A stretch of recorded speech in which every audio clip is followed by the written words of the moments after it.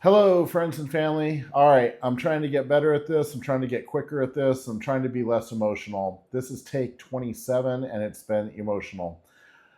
I'm going to try to stop saying 400 times in a video because it takes all day to edit the ums out. So it's something I'm trying to keep my mind on if I slow down from time to time. You'll notice that Eli and Harley aren't with me today, and it's not my normal background. Crystal and I are in Kelso, Washington with some family, staying at some family's home. And my brother in law, Jason, was nice enough to let me use his office to get some work done. It's a nice, quiet place as there's a lot of little guys running around. So thank you for that. I would say this last Saturday was the huge one. Last Saturday, it was a funeral in the morning for a neighbor that had passed away, that was the neighborhood patriarch, the street guy that helped everybody on the block.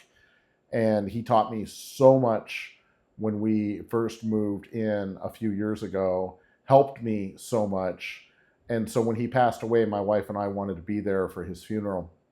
So we were at the cemetery last Saturday, running behind because I can't get it through my head that things take me longer. And so we were running behind. We ended up parking in a wooded area in the back because all the paved parking spots were full because he was so well liked and loved.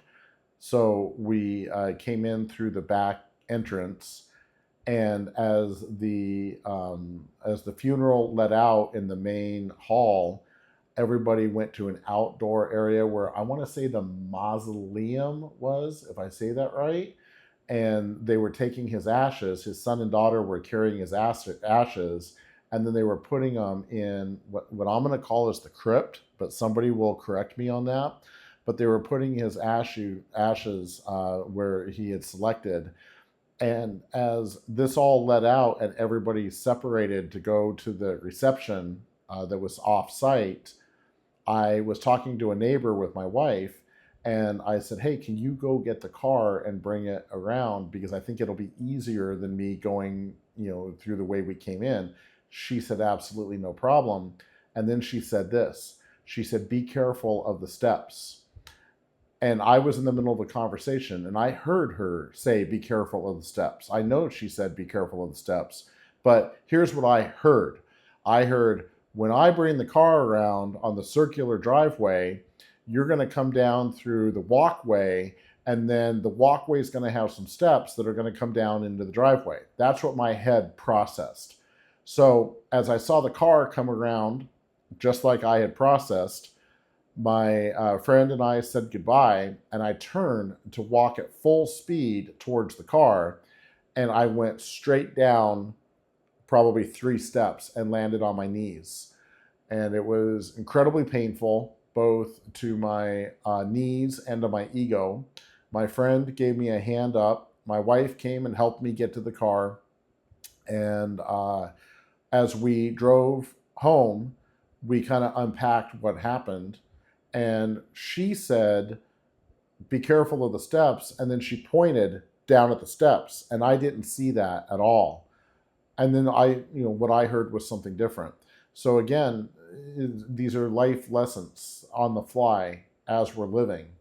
So we got home, and I iced my knees and I iced my ego a little bit, and then we got ready to go to a baby shower. So we had a funeral in the morning, baby shower in the afternoon, but it was for my niece, and my nephew and his partner had flown in, and my sister had catered the event, and it was just an intimate gathering. And I was looking forward to this all week long. I was really excited, and I've been to my sister's house tens, hundreds of times, tens of hundreds of times probably. And when I'm in an environment that I know, I generally feel more confident than when I'm in an environment I haven't been at before. So we were at my sister's house. We were getting ready to. Everybody had dished up, and everybody had gone outside because the day was so gorgeous, and there was a big circular seating area. And what I found is when I go from light to dark or dark to light, I have to pause and take in what's going on around me. And so that is confusing to everybody else. And I get that. I understand that. It should be. It would be confusing to me and the opposite, And so as I was coming outside through the single doorway leading out to her patio, there's two steps. There's two steps that go down, and they're steep steps. So I paused because of what happened that morning. And my sister immediately set her food down and came walking fast up to me and grabbed my food and kind of grabbed my hand and helped me down the steps.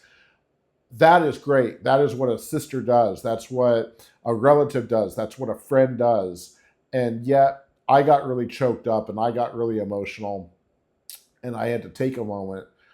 And I think just what happens is the vulnerability hits me hard, that I don't have all of my strength. I don't have my sight. I don't have my clarity. And so that was a huge, huge day on Saturday, and it was draining. And I have to get past that. Throughout the week, we worked with the Washington State Board of Blind, and they are working on getting me onboarded. They think they'll have a caseworker assigned to me in a couple weeks, and that caseworker will actually give me training on how to walk with a stick, how to work with my environment. They'll come to my home and they'll look for ways to make my home even better and things like that. So that's a positive thing that's happening. There's an again. There's a couple. So huge thing. Crystal and I were in Seattle last night for a show that we really enjoyed. It was 80s music combined with a Empire Strikes Back type theme, and it was so incredibly fun. And I had my walking stick with my special light on it, and it was able to help me in the theater in the dark parts of the hallways where it got really dark.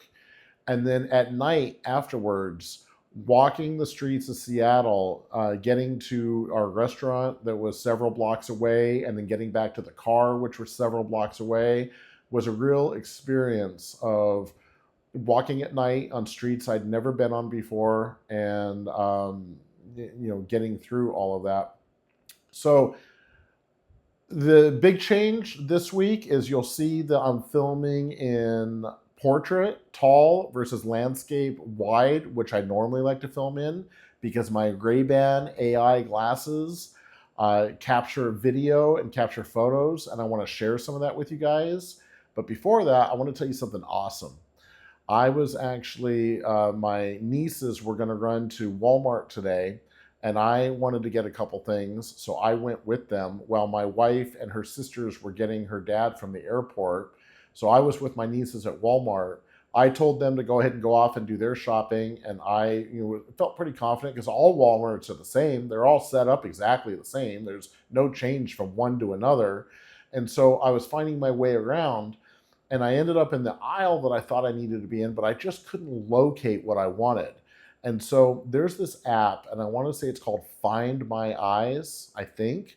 And I just found out about it when I got my glasses, and I just loaded it onto my phone while we were driving from Spokane to Seattle. And what it is I can literally say to my glasses out loud, "Hey, Meta, be my eyes." That's the name of the app, Be My Eyes. And what will happen is a chime will happen, and it'll say, "Okay, Be My Eyes is taking over your camera." And then a few seconds later, a representative comes on and says, "This is so-and-so, how can I help you?" And I say, "Well, I'm in Walmart and I'm trying to find this item and I think I'm on the right aisle, but I can't find it." And that so-and-so says, "Okay, can you walk to the left? Okay, can you walk to the right? Okay, can you squat down? Okay, what you're looking for is on the bottom shelf." The whole interaction took 30 seconds. Here's the deal. It's free. Like, I would pay $10 a month. I'd pay $30 a month. I'd pay $50 a month for that type of service. But I don't know how they do it. They support over 500,000 visually impaired people. And here's the kicker. I had to look this up and tell my wife. Over 7 million volunteers make this thing happen 24 hours a day, 7 days a week. You call them for anything. You say, I am in my pantry and I can't find the chicken noodle soup, and they tell you how to find it. It's amazing. So that was really awesome. That was a huge win today. I want you guys to enjoy a little bit of what it looks like first world through my glasses on these next videos. And I will look forward to seeing what happens between this video and the next video, and what I learn on the journey and what I share with you on the journey. I love you guys. I thank you all so much for your continued support. I continue to get texts and messages and emails saying, keep the videos coming, keep us knowing what's going on. I do want to share, my wife probably in the last couple of weeks picked up 4 or 5 clients, all through, kind of us just being vulnerable and sharing, how we're shifting things around. And my businesses are both still doing great. So adapting. As a matter of fact, we're on vacation till Wednesday. I get back on Thursday, and I've got so many tasks I've got to do for my different clients. And so those are the things that give me confidence. Those are the things that boost my energy and make me feel good and make me feel needed and wanted, and make me feel like I'm doing my part. So thank you all for all the support. Thank you for everything you're doing. And thank you most of all just for your friendship, your love, and being my family and my tribe. All right, I decided to walk myself to go swimming today. This would normally be very enjoyable, but it's actually, as this ground goes up and down and the driveways open up, it's a little bit scary. This is one of those experience things where I'm sure the more I do it and the more time I get used to it. The alternative is taking an Uber, but this is a pretty straight path to my fitness club.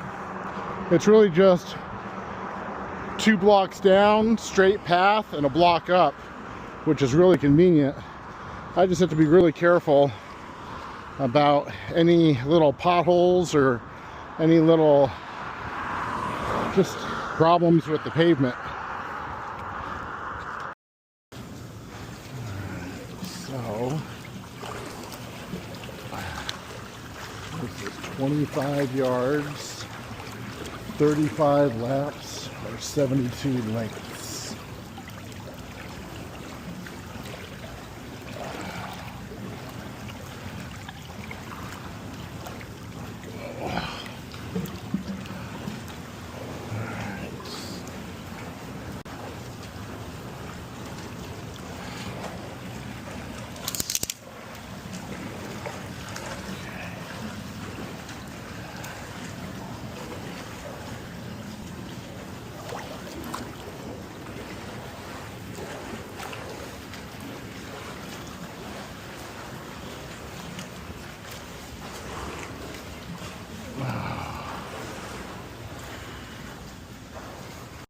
So one of the things I did when we moved into this house is I installed a Brilliant light switch, which when I pass by, it has lights that turn on automatically. That's really nice.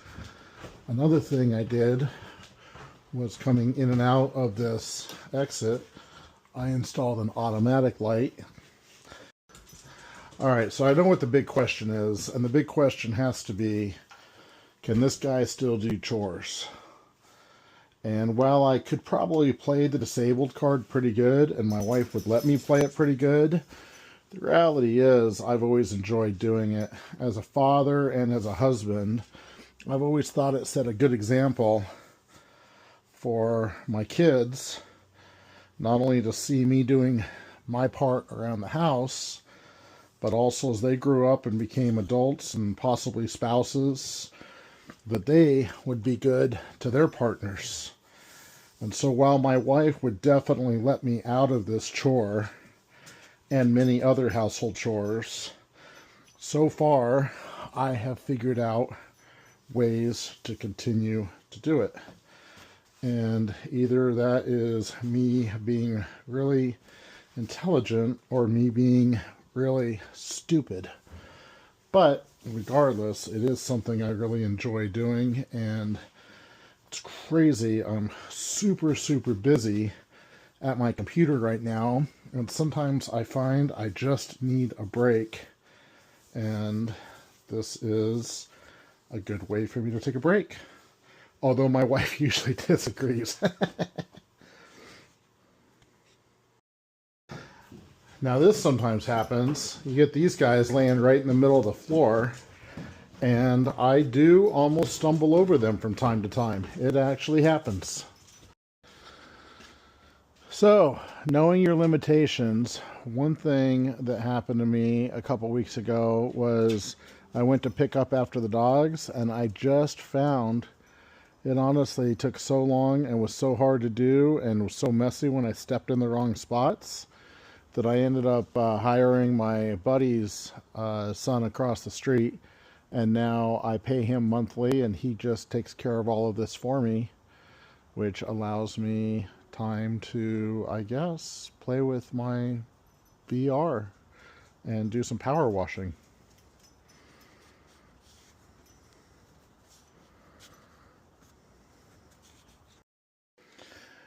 So when it comes to my backpack, and I'm still learning things, but I have a backup power bank just in case I need some power. Of course, I have a gimbal for my iPhone because, you know, that's me. A microphone for my iPhone because that's me. This is a cool little magnifier reader that I can attach to the MagSafe on my phone, and then I can use my phone for reading something on magnification if I need to. So that's going to get me out of some pinches. First aid kit, because apparently I fall, I scrape, and I can get bloody. So we got that. And then with this here, that's just more power. I'm a guy that just runs out of battery life. That's for my magnifier. Back scratcher, because gosh, you know, you get that scratch, you just want to get that itch. And then you've all seen the Jedi stick, but there's a light on here that's a high intensity light, and what we did was we bought 2 of them. And so over here I've had this charging because we're getting ready to travel, and so should I end up in a dark situation and should I need light, I have this unit, and then if I have to take that unit off, I can pull this one out, put that one in, put this in the charger, and this could give me days of light should I end up in a really dark situation, especially at night, and out of my normal area. All right, this is road trip music as Crystal and I are heading out to Seattle for evening of fun, and then off to spend some time with family for the next week. It's my first time making a trip in the passenger seat, so I'm going to ask for everybody's prayers of wisdom. For me. For my wife.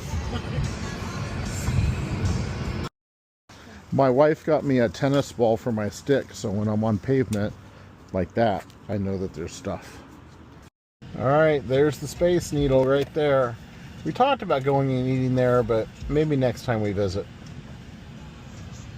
So when we pulled in from the street yesterday to our hotel inn, this was the parking spot, and Crystal went in to register us, but she's still getting used to things, and so when I got out of the car, we hadn't communicated well, and I had no idea of my surroundings, and so I actually went down to this parking lot, didn't know what to do, came over here, didn't know what to do, finally realized that that was a door over there that I saw some people coming out of, so then I was able to go in, and then I was able to find Crystal. But still, things that we're learning is just, you know, how to communicate, me asking questions, telling her what I need, and her thinking ahead and not just living everyday life. So that's our first travel tip. So my wife and I both drink a lot of water, and we ran out this morning. It's nice when I can find things that I can do that she doesn't have to. Like I said, I don't want her becoming my personal assistant. She does so much as it is. So I was able to figure out getting ice, and then there was a lot of buttons on this machine that was hard to read, so one of the employees actually helped me figure out which water I wanted. I'm not a big sparkling water guy. And then we're just going to wait 10 seconds and let my technology water bottle tell me what's going on. And let's see how I'm doing for today. Go here and I go to hydrate. Ooh, I am way behind. I got to catch up to that green dot. And that's if I want to get 100 ounces of water by the end of the day. We'll see how I do. This is kind of cool. The diner that we're eating at for lunch has these blankets for outdoor. So if you get a little bit cold like I do, you can do that.